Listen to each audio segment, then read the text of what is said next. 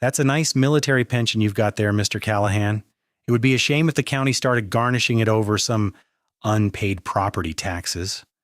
The voice on the other end of the line was sickly sweet, a venomous honey that could only belong to one person, Karen Bishop, president of the Lakeside Meadows Homeowners Association.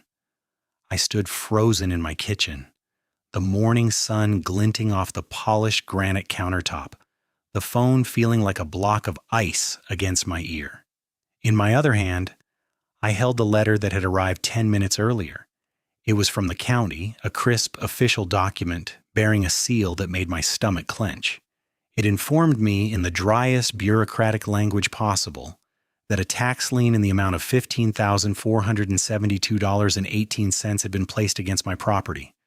The filer was listed as the Lakeside Meadows HOA. The reason cited was a series of unresolved covenant violations and associated remediation costs. My heart, a steady drum that had seen me through 2 tours in the Army Corps of Engineers, began to beat a frantic, disorderly rhythm against my ribs. $15,000? For what? I looked out my kitchen window past the neatly trimmed lawn to the source of all my recent troubles, my rose garden, a vibrant, defiant explosion of color, crimson, canary yellow, blushing pink, that I had cultivated for the last 5 years. They were my late wife's favorite, and that garden was more than just a hobby. It was a living memorial, a conversation I continued to have with her every single day. Karen had called them an unapproved and aesthetically disruptive landscaping modification. I called them my sanity. Now she was threatening to use them to destroy my financial stability, the very peace I had worked my entire life to secure. "I don't know what you're talking about, Karen," I said, my voice dangerously calm. It was a tone I had perfected in places where raising your voice got people killed. I've paid my property taxes. I've paid my HOA dues. This is a mistake. Her laugh was a short, sharp bark.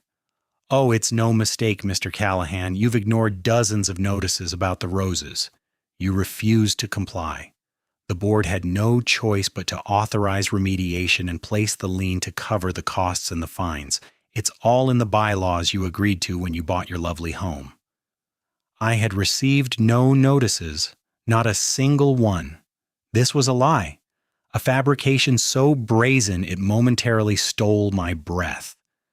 The threat to my pension was the final twist of the knife. She had done her research. She knew that was my only source of income. This wasn't about roses. This was a power play, a declaration of war from a petty tyrant who ruled our sleepy suburban enclave with an iron fist and a 3-ring binder full of violations. She was trying to break me, to make an example out of the one resident who hadn't bowed and scraped when she made her rounds. She had just made the biggest mistake of her life. She had targeted a soldier on his own land. She had no idea who she was dealing with.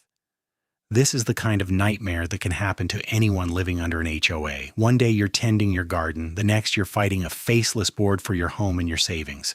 If you've got your own HOA horror story, drop it in the comments below. I want to hear it. And while you're at it, hit that subscribe button and let me know where you're watching from. You're not going to want to miss how this ends. Now back to it. The story of how I bought this house is simple.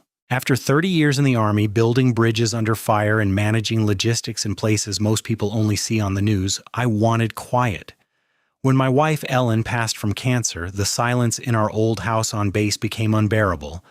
I needed a project, a place to put my hands in the dirt and feel something grow.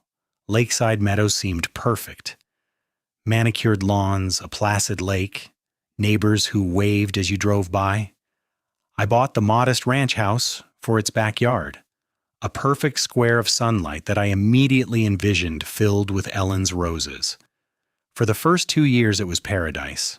I built the raised beds myself, sourced heritage breeds, and learned the delicate art of pruning and feeding. The garden became my sanctuary. Then Karen Bishop was elected HOA president.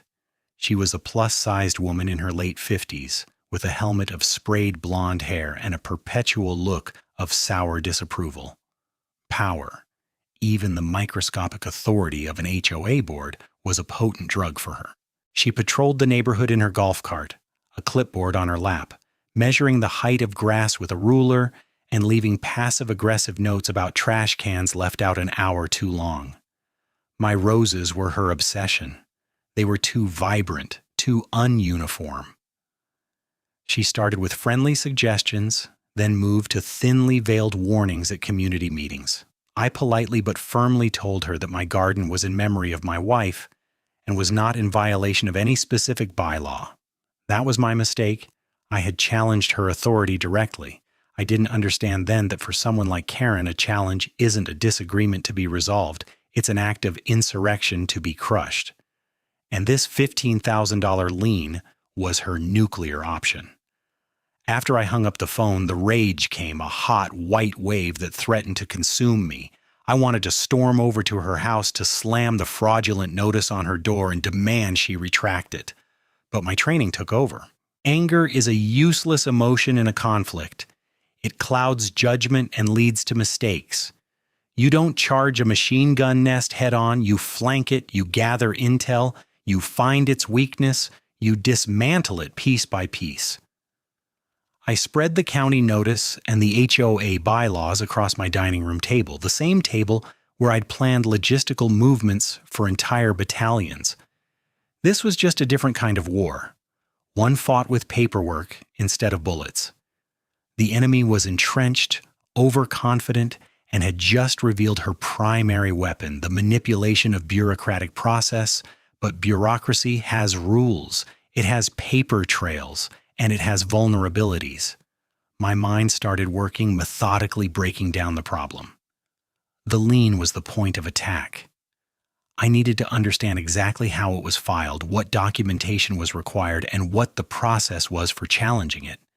I needed an expert, someone who knew the system from the inside out. My hand hovered over the phone, and then I dialed. My sister's voice was a welcome comfort. Sarah Callahan, County Tax Assessor's office. I took a deep breath. Sarah, it's Jack. I've got a problem, and I think you're the only one who can help me figure it out. I explained the situation to Sarah over the phone, my voice a low, steady monotone as I laid out the facts. The confrontation with Karen over the roses, the lack of any official violation notices, and the sudden, shocking arrival of a $15,000 tax lien. On the other end of the line, the silence was heavy. Sarah is my younger sister, but in her professional life, she is one of the most formidable people I know. As the head of the county tax assessor's office, she possesses a mind purpose-built for navigating the labyrinthine world of property law, tax codes, and bureaucratic procedure. She is meticulous, by the book, and has a deep, abiding hatred for anyone who tries to weaponize the system she is sworn to uphold. When she finally spoke, her voice was stripped of all sisterly warmth, replaced by the cold, precise tone of an administrator smelling fraud. A tax lien, Jack? Not a regular property lien, but a tax lien? Are you sure? I looked at the document again. That's what it says, Notice of Tax Lien Filing. It's on county letterhead. A sharp intake of breath.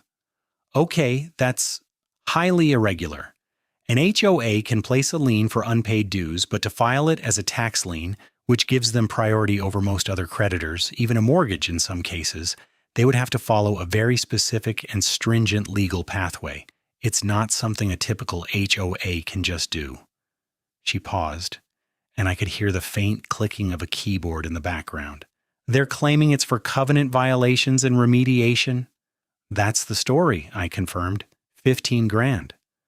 15 grand, she repeated, the disgust evident in her voice. Jack, this smells to high heaven. To file something like this, they would need to have provided you with certified notices, given you a chance to cure the violation, held a formal hearing where you could present your case, and received a judgment from a court or an arbitrator authorizing the specific amount.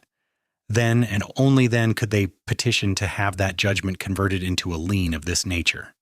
Did any of that happen? Not a single bit of it, I said. The only notice I got was this letter from the county and Karen's gloating phone call. then what she's done isn't just a breach of HOA rules, it's almost certainly illegal. Filing a fraudulent instrument with a government office is a felony in this state, Jack. A serious one. The word felony hung in the air. This was bigger than I thought. My initial plan was to fight it, get it removed, and maybe get Karen voted out. Sarah was talking about criminal charges. So what's my first move? I asked, my mind shifting from defense to offense. Information, she said immediately. We need to formally challenge their basis for the lien. You need to send a certified letter to the HOA board, not just to Karen, but to the registered agent at their official address. In that letter, you will demand, pursuant to state law, and I'll give you the exact statute number, a complete copy of your file. That includes all alleged violation notices, photographs, correspondence, and most importantly, the certified mail receipts proving they sent them to you. You will also demand a copy of the board meeting minutes where the vote was taken to levy the fines and authorize the filing of this lien. The minutes must be dated, and they must show which board members voted in favor. I was already grabbing a legal pad and a pen. What if they refuse? Or what if they just make something up? That's what we want, she said, a hint of steel in her voice. If they refuse, they are in violation of state law, which strengthens your legal position. If they fabricate documents, which I suspect they will, they are digging their own grave deeper. Forgery on top of fraudulent filing. We can work with that. While you do that, I'm going to do some digging on my end. I can't intervene directly in your case. That would be a conflict of interest. But I can initiate a departmental review of the lien filing itself. I can check the paperwork they submitted to my office. If there are any procedural irregularities, any missing signatures, any forms filled out incorrectly, I have the authority to flag the file and send them a formal request for clarification.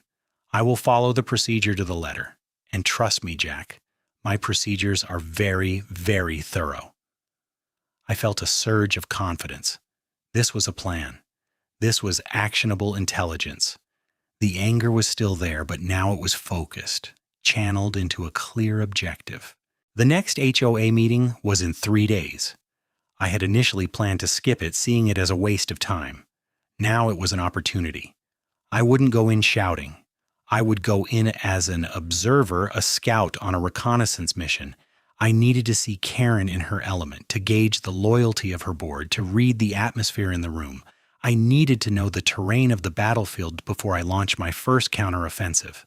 After hanging up with Sarah, I spent the rest of the day drafting the letter using the precise legal language she had provided. I then drove to the post office and sent it via certified mail with return receipt requested. The little green card would be my proof that they had received my demand. That evening, I walked out to my rose garden. The setting sun cast a golden glow on the petals. I gently touched a bloom on a Mr. Lincoln rose, its velvety crimson petals as deep as blood. Ellen would have loved this. She would have been furious about Karen, but she also would have told me to be smart, not just angry. Don't get mad, get even, she used to say with a wink. I felt a renewed sense of purpose. This wasn't just about my money or my pension. It was about this garden. It was about the principle that a person's home is their sanctuary. And it was about a bully who had picked a fight with the wrong man. The HOA meeting was my next stop. I would walk in there calmly, sit in the back, and just listen. Every word, every glance, every sycophantic nod from her board members would be another piece of the puzzle. Karen thought she had me cornered. She thought her little piece of paper from the county was a checkmate. She was about to find out it was just the opening move in a game she had no idea how to play. The community clubhouse, where the HOA meetings were held, was a sterile beige room that smelled faintly of lemon-scented cleaner and quiet desperation. I arrived 10 minutes early, taking a seat in the back corner, a position that gave me a clear view of the entire room and the dais where the board sat. It was a habit from my years in the service. Always know your exits, always command the high ground. Tonight, the high ground was informational. About 15 residents were scattered amongst the 50 or so folding chairs, a typical turnout. Most looked bored, resigned to an hour of Karen droning on about approved mailbox colors and the perennial problem of people putting their garbage bins out too early. Karen sat at the center of the long table, flanked by her two loyal board members, a mousy woman named Brenda, who served as the secretary, and a retired insurance salesman named Gary, who was the treasurer. Gary looked perpetually confused, while Brenda scribbled furiously in a notebook, her head bobbing in agreement with every word Karen uttered. They were not colleagues, they were courtiers in the court of Queen Karen. The meeting began, and for the first 40 minutes it was exactly as I expected. Karen read through her agenda with an air of profound self-importance, discussing a new contract for lawn mowing services and reminding everyone about the upcoming community picnic, for which she was graciously accepting $5 donations per family to cover costs. I watched her, studying her mannerisms, the way she adjusted her glasses to look down her nose at anyone who spoke, the condescending smile she deployed when explaining a rule as if to a small child, the proprietary way she referred to my community. This was not a public servant. This was a feudal lord. Finally, she reached the open forum portion of the meeting. "Does anyone have any new business or concerns they wish to bring before the board?" she asked, her tone suggesting she hoped no one did. This was my moment. Not for a confrontation, but for a simple, pointed question. I stood up. "Jack Callahan, 112 Willow Lane," I said, my voice calm and even, carrying easily across the quiet room. All eyes turned to me. Karen's smile tightened. "Mr. Callahan, an unexpected pleasure." "I have a question regarding the board's procedure for filing liens against residents' properties," I began. A nervous murmur rippled through the small crowd. "Specifically," I continued, ignoring it, "I'm interested in the process for converting fines into a tax lien filed with the county. Could you please direct me to the section of our bylaws that authorizes that specific action, and could you describe the notification and hearing process that the board is required to follow before taking such a drastic step?" The air in the room became thick with tension. I hadn't accused her of anything directly. I'd simply asked a procedural question. But we both knew what I was really asking. Karen's face flushed a blotchy red. She shuffled some papers, buying time. "Well, Mr. Callahan," she began, her voice dripping with condescension, "all of our enforcement actions are handled in strict accordance with the governing documents and state law, and they are reviewed by our legal counsel. The specific authority is derived from several sections working in concert. It's far too complex to get into here." "I see," I said, maintaining my placid demeanor. "So there isn't one specific article you can point to. And regarding the hearing process, is that documented in the minutes? Are residents provided with a formal opportunity to defend themselves before a lien is filed?" Gary, the treasurer, looked at Karen nervously. Brenda stopped writing and stared at her lap. Karen's eyes narrowed into slits. "Our process is legally sound," she snapped. "If a resident has a specific issue, they should address it in writing to the board, not take up everyone's valuable time in a public meeting with vague hypotheticals. This is not a courtroom."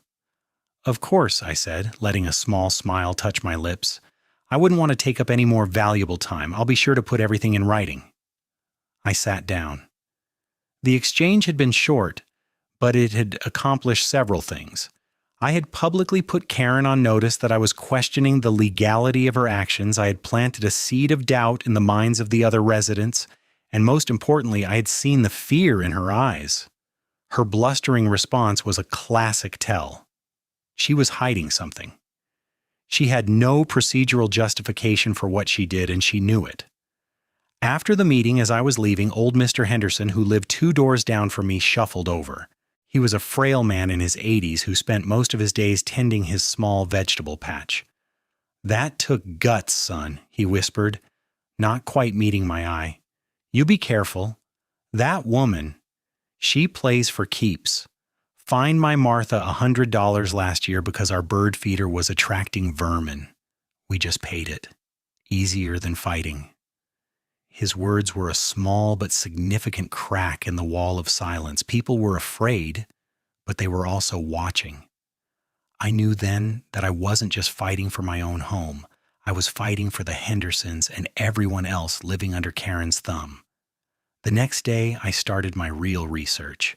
Following Sarah's advice, I drove to the county records office, a magnificent old building downtown with marble floors and the dusty smell of old paper. I spent hours poring over public records. I pulled the HOA's original articles of incorporation and every amendment filed since. I read our bylaws cover to cover, highlighting every section related to fines, enforcement, and liens. As Sarah had suspected, there was language allowing for liens against a property for unpaid dues, but it was a standard property lien, not a tax lien. There was absolutely nothing authorizing the board to file a lien with the tax assessor's office. Then I had a thought. The lien notice mentioned remediation costs from an approved vendor. I filed a public records request for all of the HOA's publicly available financial statements and contracts for the last 5 years. While I waited for those, I decided to look into the vendor Karen had supposedly hired to remediate my garden. The name on the fraudulent bill she would eventually send me was Prestige Landscape Solutions. A quick search of the state's business registry turned up a listing. The company was an LLC formed 3 years ago. The registered agent and sole officer was a man named Martin Gable. The address listed was a P.O. box in a town 30 miles away. On a hunch, I did a social media search for Karen Bishop. Her profile was private, but her daughter's was not. I scrolled through pictures of family vacations and birthday parties, and there it was. A photo from a family barbecue last summer, Karen beaming, with her arm around a large man with a sunburned neck. The caption read, "Great day with the family. So good to see Mom and my favorite uncle, Martin Gable." The pieces clicked into place with a sickening thud. The landscaper was her brother-in-law. The company was almost certainly a shell, a phantom entity created to funnel HOA money into her family's pockets. This wasn't just a petty abuse of power. This was organized, premeditated fraud. My fight had just escalated dramatically. I drove home, my mind racing. The certified letter was on its way. Karen's fabricated response was coming, and when it did, I would be ready. I had the bylaws, I had the corporate records, and I had the family connection. The trap was slowly being set. A week later, the certified letter I'd been waiting for arrived. It wasn't the packet of documents I'd requested, but a stiff, formal letter from a law firm, Patterson, Croft & Associates, identifying themselves as legal counsel for the Lakeside Meadows HOA. The tone was dismissive and arrogant. It stated that the board considered my request for documentation to be vexatious and harassing, and that all actions taken with respect to my property were fully compliant with the community's governing documents and all applicable state laws. It went on to say that the details of the lien were a matter of public record and the board was not obligated to provide me with their internal work product. Then came the threat. Should you continue to pursue this baseless campaign of harassment against the board and its president, the association will not hesitate to seek all available legal remedies, including a countersuit for defamation and tortious interference. They had attached one document, an invoice from Prestige Landscape Solutions for $12,500. The description of services was laughably vague. Covenant violation remediation, landscaping removal and replacement. There was no date of service, no itemized list of materials or labor. It was a sham, and a sloppy one at that. I sat at my dining room table, the lawyer's letter next to the invoice from Karen's brother-in-law, and I smiled. This was exactly the kind of arrogant overreach Sarah had predicted. They thought a letter from a lawyer would intimidate me into backing down. They didn't send the documents I'd requested. The notices, the certified mail receipts, the meeting minutes, because they didn't exist. Instead of admitting their error or trying to negotiate, they had doubled down on the lie and escalated the conflict. Perfect. My next step was to reach out to the community again, but this time I needed to be more strategic. A frontal assault on Karen had failed to rally the troops. They were too cowed. I needed to build a case that resonated with their own experiences. I decided to host a neighborhood BBQ and safety meeting at my house. The flyer I distributed was deliberately innocuous, focusing on recent car break-ins in a nearby town and the idea of forming a neighborhood watch. It was a pretext, a Trojan horse to get people together on neutral ground, away from the sterile, Karen-controlled environment of the clubhouse. To my surprise, nearly 30 people showed up that Saturday afternoon. I grilled burgers and hot dogs, and for the first hour we made small talk about kids, jobs, and the weather.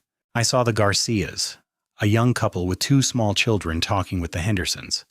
Mr. Davies, the quiet, almost reclusive corporate lawyer who lived at the end of the street, was there, looking slightly uncomfortable but sipping a beer. Once everyone had eaten and felt relaxed, I gathered them on my back patio, with my infamous rose garden in full view. "Thanks everyone for coming," I started. "I know the flyer was about starting a neighborhood watch, and I do think that's a good idea, but I also need to talk about another kind of security, the security of our homes and our finances." I took a deep breath and laid it all out. I didn't get emotional. I presented the facts as if I were giving a military briefing. I told them about the $15,000 lien. I showed them a copy of the letter from the county. I explained that I had never received a single violation notice. Then I showed them the invoice from Prestige Landscape Solutions and told them about my discovery that the company was owned by Karen's brother-in-law. A wave of shock and anger washed over the crowd. It was one thing to hear rumors about Karen being a bully. It was another to see cold, hard evidence of what looked like blatant corruption. Then, I opened the floor. "I have a feeling I'm not the only one who's had a strange or unfair experience with the board," I said. "I'm not asking you to pick a fight. I'm just asking if anyone else feels like things have gone too far." For a moment there was silence. Then Mrs. Henderson, a woman so timid she barely spoke above a whisper, raised a trembling hand. "She made us rip out the small vegetable garden my husband planted," she said, her voice cracking. "Said it violated the aesthetic harmony of the neighborhood. We got a $200 fine." Then Mr. Garcia spoke up, his voice tight with anger. "We were forced to repaint our front door. Karen said the shade of blue was unapproved. It was the same color it was when we bought the house. The painter she recommended charged us $800. We found out later he was her cousin." Story after story tumbled out. Fines for holiday decorations left up a day too long, demands to replace perfectly healthy shrubs with approved plants from a specific overpriced nursery. A pattern of systematic extortion and cronyism emerged, with Karen and her family profiting at every turn. The fear that had kept everyone silent was burning away, replaced by a collective righteous anger. The last person to speak was Mr. Davies, the lawyer. He had been listening intently, his expression unreadable. He walked to the front of the group, holding the invoice from Prestige Landscape Solutions. "I've practiced corporate law for 25 years, he said, his voice quiet but carrying immense weight.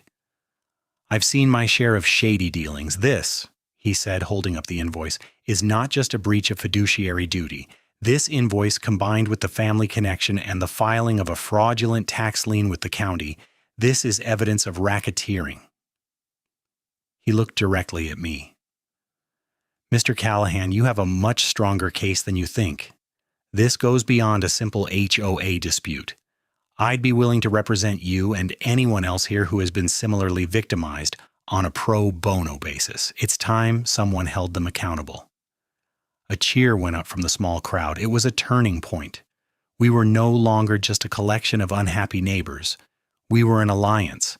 We had a leader, a lawyer, and a mountain of evidence. And that afternoon we formed a committee. Mr. Davies would handle the legal strategy. I would continue to be the lead plaintiff and investigator. The Garcias volunteered to discreetly canvass the neighborhood, collecting more stories and sworn affidavits. We were building an army. An army of suburban homeowners armed with receipts, photographs, and the truth.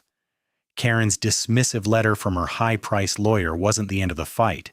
It was the beginning of her end.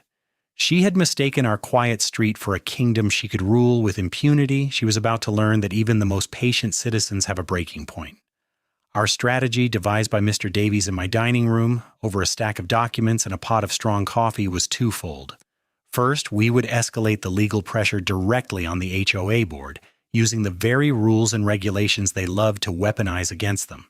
Second, we would leverage my sister Sarah's position, not for favoritism, but for absolute uncompromising procedural correctness that would trap Karen in her own web of lies. Mr. Davies drafted a new letter, a masterpiece of legal lethality that was sent to the HOA's counsel. It was no longer a simple request for documents. It was a formal notice of dispute and a demand for pre-suit mediation as required by state law before a lawsuit could be filed against an HOA.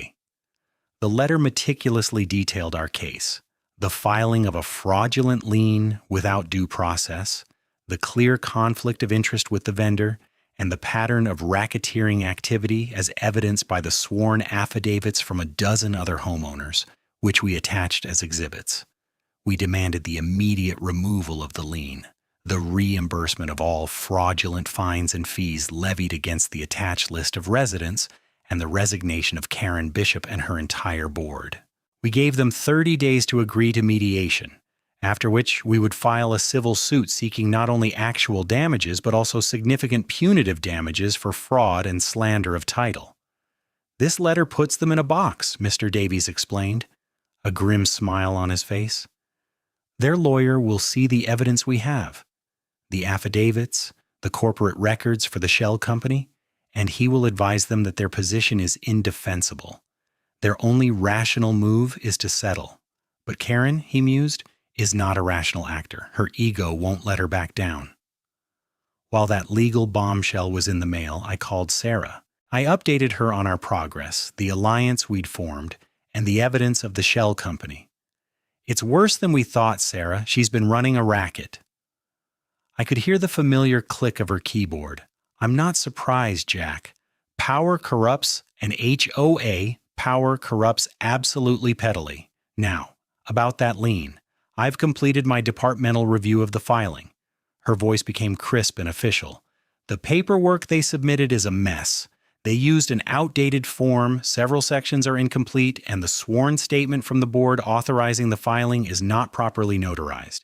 Based on these procedural deficiencies alone, my office is sending the HOA a formal notice of defective filing. They will have 15 business days to submit corrected and properly executed paperwork, including a certified copy of the court order or binding arbitration award that authorizes this lien. If they fail to provide it, the lien will be administratively voided and expunged from the county record. This was brilliant. Sarah wasn't using her power to help her brother. She was using it to enforce the law with surgical precision. Karen and her board now had 2 clocks ticking. One from our lawyer demanding they face us in mediation, and another from the county tax assessor demanding they produce a court order they didn't have. They were caught between a rock and a hard place. The 30-day deadline for our mediation demand passed in silence. The 15-day deadline for the county's notice came and went. They had submitted nothing. It was a display of breathtaking arrogance. They clearly believed that if they simply ignored the problem, it would go away. On the 16th business day, I received an email from Sarah. Attached was a copy of a formal letter sent from her office to the Lakeside Meadows HOA. It stated that due to their failure to cure the defective filing, the tax lien number 2023-45B17 against my property had been declared null and void, and all records of it had been permanently expunged. I felt a wave of relief so profound it almost buckled my knees. The immediate threat to my home and my pension was gone, but our fight was far from over. Removing the lien was just the first step. Karen was still in power, and the system that allowed her to abuse it was still in place. We had to see this through to the end. Mr. Davies filed the lawsuit the next day. The list of plaintiffs had grown to 15 households. The suit named Karen Bishop, Gary, Brenda, and the HOA itself as defendants. The charges were extensive: breach of fiduciary duty, fraud, conspiracy, violation of state deceptive trade practices, and a charge under the state's RICO, Racketeer Influenced and Corrupt Organizations Act, a statute normally reserved for organized crime. The RICO charge allowed us to seek treble damages, meaning we could sue for 3 times the amount Karen had defrauded from the community. A few days after the suit was filed, my doorbell rang. It was Brenda, the mousy board secretary, looking pale and terrified. She was holding a thick legal document, her summons to appear in court. "Mr. Callahan," she stammered, wringing her hands. I didn't know." Karen told us it was all standard procedure. She had us sign the papers. She said the lawyer approved everything. I looked at her, a woman who had enabled a tyrant through her own weakness and passivity. I felt a flicker of pity, but it was quickly extinguished by the memory of the Hendersons' fear and the stress my own family had endured. "Brenda," I said, my voice even, "you signed forged documents that were used in a felony. You were part of a scheme to defraud your neighbors. I didn't know is not a legal defense. You need to get your own lawyer, and you need to decide if your loyalty is to Karen Bishop or to the truth." She burst into tears and scurried away. The alliance of cronies was beginning to crumble. Karen had built her empire on fear and lies, and now, confronted with real consequences, her followers were scattering like rats from a sinking ship. The lawsuit was now a matter of public record, and the real battle was about to begin. The filing of the lawsuit sent a shockwave through Lakeside Meadows. Suddenly, the whispers of discontent became open conversation. The legal complaint, a public document, was circulated throughout the neighborhood, and for the first time, everyone could see the full scope of Karen's alleged schemes laid out in stark legal clarity. The list of 15 plaintiffs gave courage to others who had been too afraid to speak up.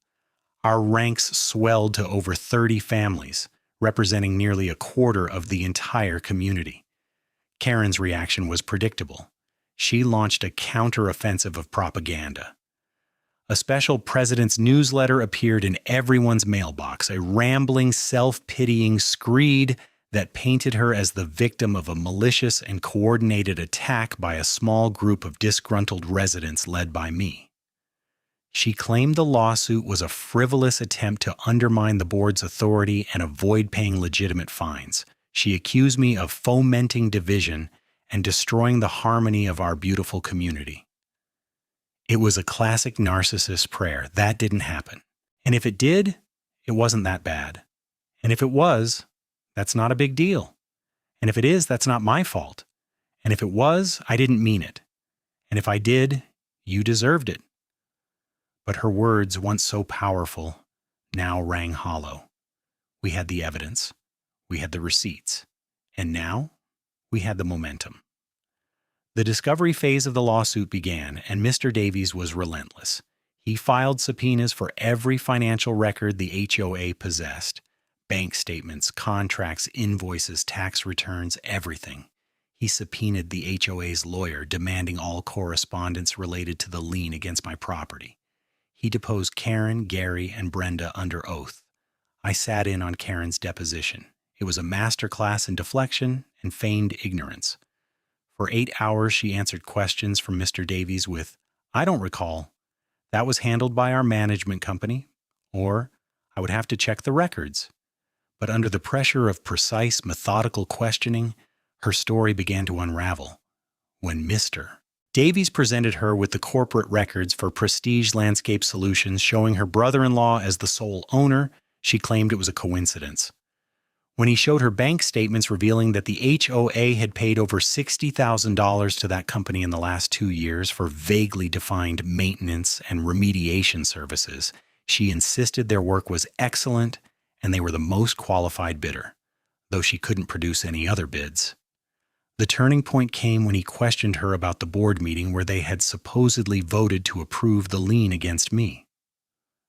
"Mrs. Bishop," he asked, "the meeting minutes you provided state that this meeting took place on May 12th. Is that correct?" "Yes, that's what the record says," she replied coolly. "And it says that you, Mr. Thompson, and Mrs. Garcia were present and voted unanimously. Is that correct?" "Yes?" Mr. Davies paused, then slid 3 documents across the table. "That's very interesting, because this is a printout of your American Express statement, showing you purchased gasoline in a town 200 miles away on the afternoon of May 12th. This is a sworn affidavit from Mr. Thompson stating he was on a cruise in the Caribbean from May 10th to May 17th.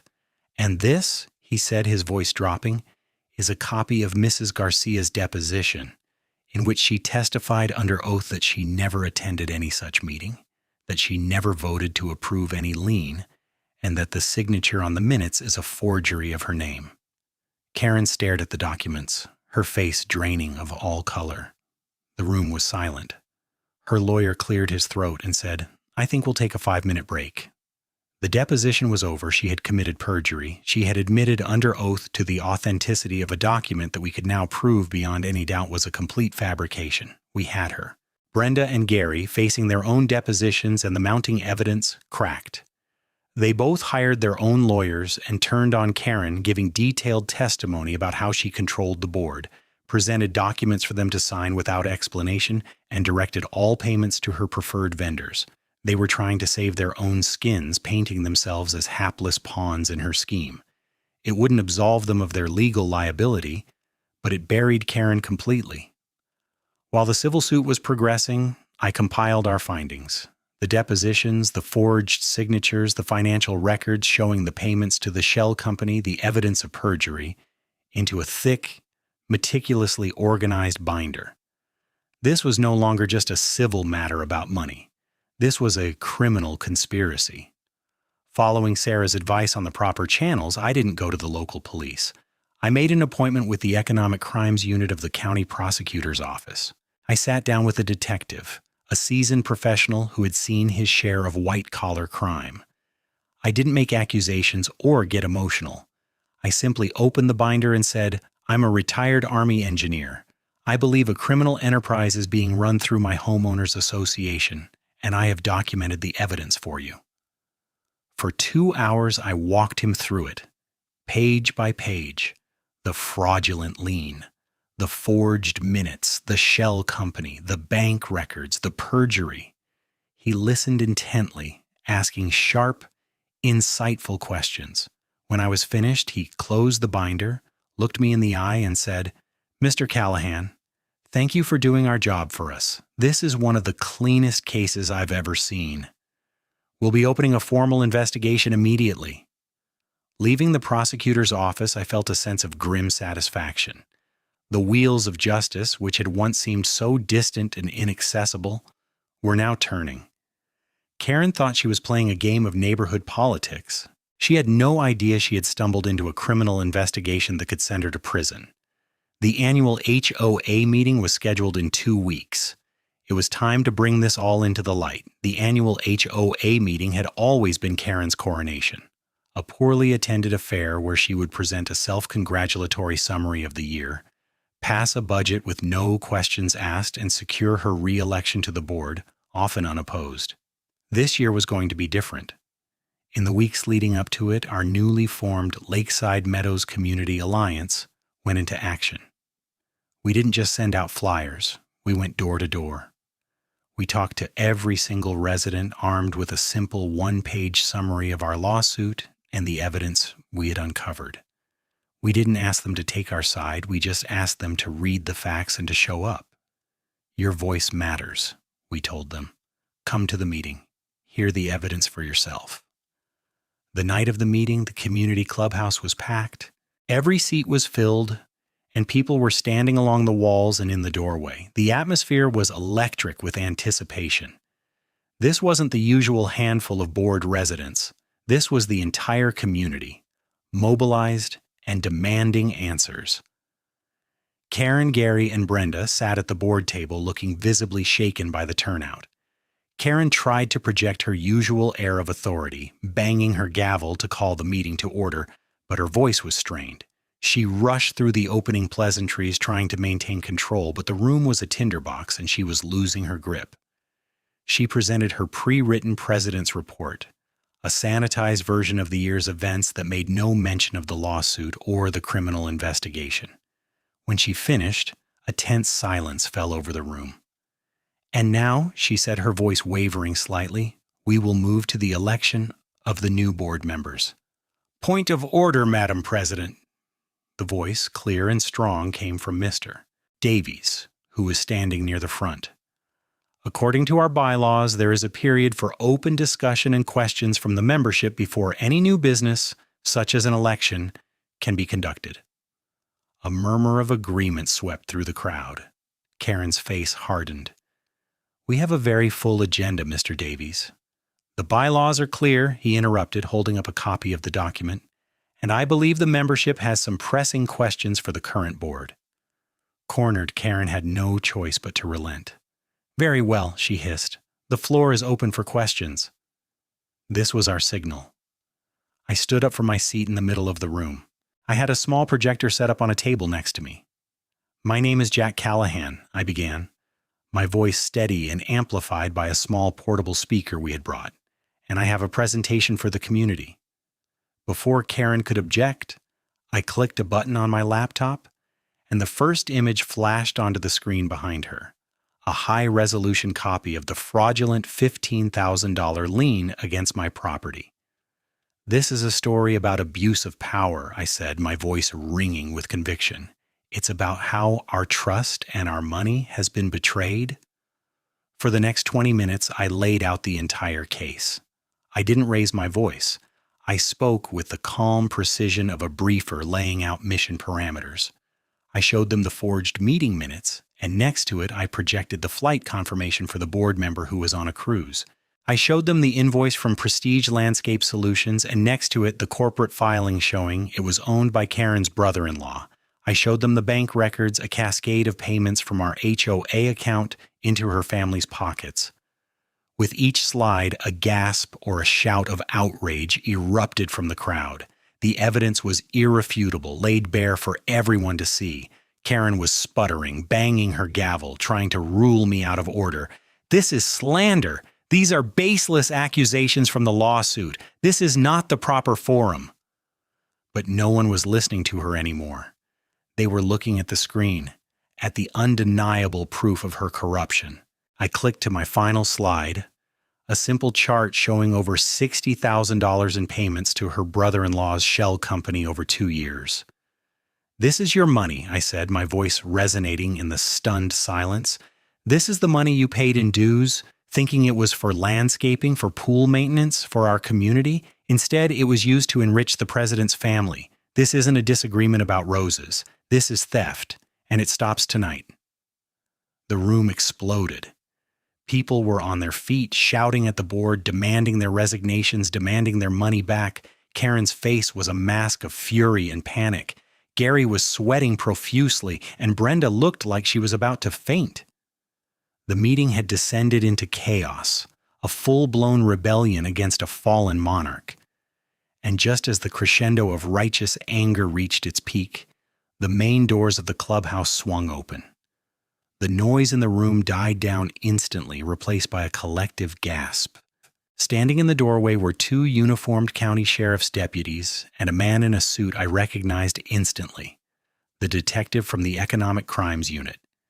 He calmly surveyed the scene, his eyes landing on the dais where Karen and her cronies sat, frozen in a tableau of guilt. He walked slowly to the front of the room, took the microphone from Karen's trembling hand, and addressed the stunned community. "Good evening," he said, his voice calm and authoritative. "I am Detective Miller with the County Prosecutor's Office. As part of an ongoing criminal investigation, we are here tonight to serve a warrant to seize all financial records, computers, and documents belonging to the Lakeside Meadows Homeowners Association. I would also ask that Karen Bishop, Gary Thompson, and Brenda Garcia remain here. We have some questions for you down at the station." The sight was surreal. The woman who had terrorized our neighborhood over the height of our grass and the color of our mailboxes was now being formally implicated in a criminal investigation in front of the very people she had lorded over. The deputies moved towards the stage, their presence a stark and undeniable symbol that the game was over. Karen's reign of petty tyranny had not ended with a vote. It had ended with a warrant. The image of Karen Bishop being escorted out of the clubhouse by sheriff's deputies is one that will be forever seared into the collective memory of Lakeside Meadows. Her face, a mixture of shock, indignation, and pure, undiluted panic, was a portrait of a tyrant finally facing a power greater than her own. The community watched in stunned silence, a silence that slowly gave way to whispers, then to applause. It was not a cheer of vindictive glee, but of profound, cathartic relief. The long shadow of fear she had cast over our neighborhood had finally been lifted. The aftermath was messy but necessary. With the entire board having resigned in disgrace and under criminal investigation, our HOA was left without leadership. Under Mr. Davies's legal guidance, we successfully petitioned a court to appoint a temporary receiver to manage the HOA's essential affairs while we sorted ourselves out. The first order of business was a full independent forensic audit of the HOA's finances. The results were even worse than we had imagined. The investigation, which now had access to all the seized records, revealed that Karen's embezzlement scheme was far more extensive than just the landscaping company. She had set up 2 other shell companies, one for pool maintenance and another for legal and administrative consulting, accountant, both owned by other relatives. Over her 5-year tenure as president, she had systematically siphoned over $200,000 from our community's reserve funds. The civil lawsuit moved forward swiftly. Faced with irrefutable evidence of fraud, perjury, and embezzlement, the HOA's insurance company settled with our group of plaintiffs. Every resident who had been unjustly fined or forced to pay for bogus services from Karen's network of crony vendors was reimbursed in full. The settlement also included a significant sum for punitive damages, which we voted to place directly into our depleted reserve fund, beginning the long process of repairing the financial damage she had caused. With the immediate legal and financial crises handled, we turned to the task of rebuilding our community's governance. We held an emergency election to form a new board. Many people urged me to run for president, but I politely declined. I was a soldier, a strategist. My job was to neutralize the threat and secure the ground. I wasn't a politician suited for the day-to-day work of governing. I nominated Mr. Davies, whose legal acumen and calm demeanor had been our guiding light. He reluctantly accepted on the condition that he would only serve for 1 year to get us back on our feet.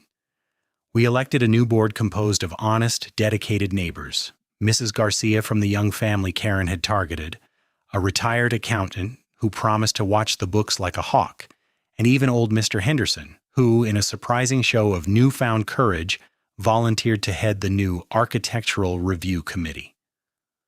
First order of business, Jamoriner, he announced with a twinkle in his eye, is to declare a permanent moratorium on the measurement of grass height.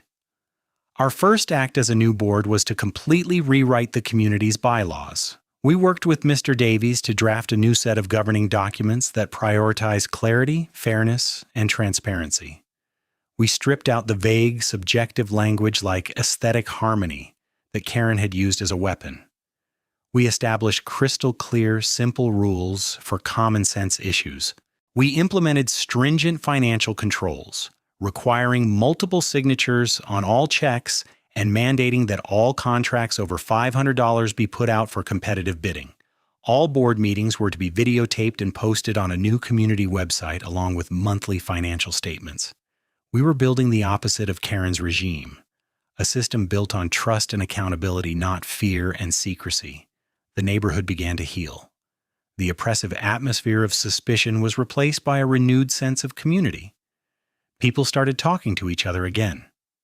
The community picnic that year had a record turnout, not because of a forced $5 donation, but because people genuinely wanted to be there. We held a neighborhood-wide garage sale and used the proceeds to build a new playground, a project that brought everyone together, hammering boards and spreading mulch side by side.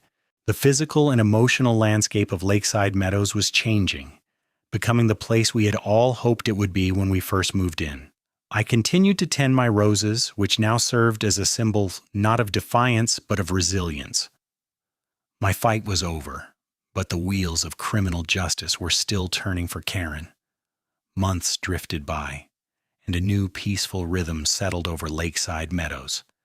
The legal drama faded into the background of daily life, replaced by the mundane but welcome concerns of school starting, leaves changing color, and neighbors planning a joint Halloween block party. The new HOA board, led by Mr. Davies, operated with quiet efficiency and transparency. The monthly financial reports were posted online for all to see, and the meetings were brief, productive, and well attended by a newly engaged community that understood the importance of vigilance. Then, one crisp autumn afternoon, I received a call from Detective Miller. "Mr. Callahan," he said, "I thought you'd want to know. The prosecution has reached a plea agreement with Karen Bishop." He explained the terms. Faced with an overwhelming mountain of evidence, forgery, multiple counts of felony theft, embezzlement, and perjury, Karen had accepted a deal. In exchange for pleading guilty to the most serious charges and agreeing to pay full restitution, the prosecutor would recommend a lighter sentence. She was still facing significant prison time, but she would avoid a lengthy, expensive, and humiliating public trial where the full, sordid details of her schemes would be laid bare. A part of me felt a flicker of disappointment. I had wanted to see her face a jury of her peers, to have every one of her lies exposed under the bright lights of a courtroom, but I quickly suppressed it. The goal was never revenge, it was justice. A guilty plea was an admission, a conviction. It was a formal legal acknowledgement of the harm she had done, and the restitution, however long it took her to pay, was a tangible step toward making the community whole. "When is the sentencing?" I asked. "Next month," he replied. "You have the right to give a victim impact statement at the hearing if you choose to." I thought about it for a long time. What would I say? What could I possibly add to the reams of evidence and legal filings? In the end, I decided to go, but not to speak. My statement had already been made. In my garden, in the neighborhood meetings, in the meticulously organized binder I had handed to the detective. My victory was not in seeing Karen punished, but in seeing my community liberated. The day of the sentencing, the courtroom was nearly empty. It was just me, Mr. Davies, and the Hendersons sitting quietly in the back. Karen stood before the judge, a shadow of her former self. The arrogant, domineering HOA president was gone, replaced by a subdued, visibly aged woman in a drab pantsuit. She mumbled her guilty plea, her voice barely audible. Her lawyer spoke of her being a first-time offender and a respected member of the community, a statement so laughably false, it drew a quiet snort from Mr. Henderson next to me. The judge, an experienced jurist who had clearly read the entire case file, was not impressed. He spoke of the profound breach of trust, of how she had preyed upon her own neighbors, using her position of authority not to serve, but to steal. He sentenced her to 5 years in state prison, with eligibility for parole after 3. He also ordered her to pay back every single dollar she had stolen, a sum totaling over $200,000. To satisfy the judgment, her assets would be seized, including her house in Lakeside Meadows. Justice, slow and methodical, had finally been served. Driving home from the courthouse, I felt a quiet sense of closure. The war was officially over. A few months later, a for sale sign went up in front of Karen's house. It was a foreclosure sale managed by the bank to recover its losses and begin paying her restitution. The house sold quickly. One Saturday morning, I was in my garden pruning the last of the autumn roses when a minivan pulled into Karen's old driveway. A young couple and their 2 small children got out. The man was in a Marine Corps uniform, tall and straight-backed. They looked around, their faces full of the hope and excitement that comes with a new home. The man saw me in my yard and walked over, his wife following with their kids. "Morning," he said with a friendly smile, extending a hand over the low fence. "We're the Millers. Just moving in." "Jack Callahan," I replied, shaking his hand. "Welcome to the neighborhood." "It's a great neighborhood," his wife added. "We heard some stories about the old HOA, but everyone we've talked to said things are really different now. They said it's thanks to you." I just shrugged. "It was a community effort. We're glad to have you." The young Marine captain looked from me to my vibrant rose garden. "We heard you're the guy who saved this place," he said, a note of respect in his voice. I smiled, a genuine, unburdened smile. I looked at the young family, the embodiment of a new beginning. I looked up and down our peaceful street, where neighbors were out walking their dogs and kids were riding their bikes. I looked at Ellen's roses, their colors a testament to life, resilience, and beauty. I didn't want a fight. I just wanted to be left alone in my garden. But a soldier's duty is to defend his ground, to protect those who can't protect themselves, and to stand up to bullies, whether they're on a foreign battlefield or in a suburban homeowners association. Justice isn't just about winning a battle, it's about the peace that follows. And for the first time in a very long time, Lakeside Meadows was truly, deeply at peace.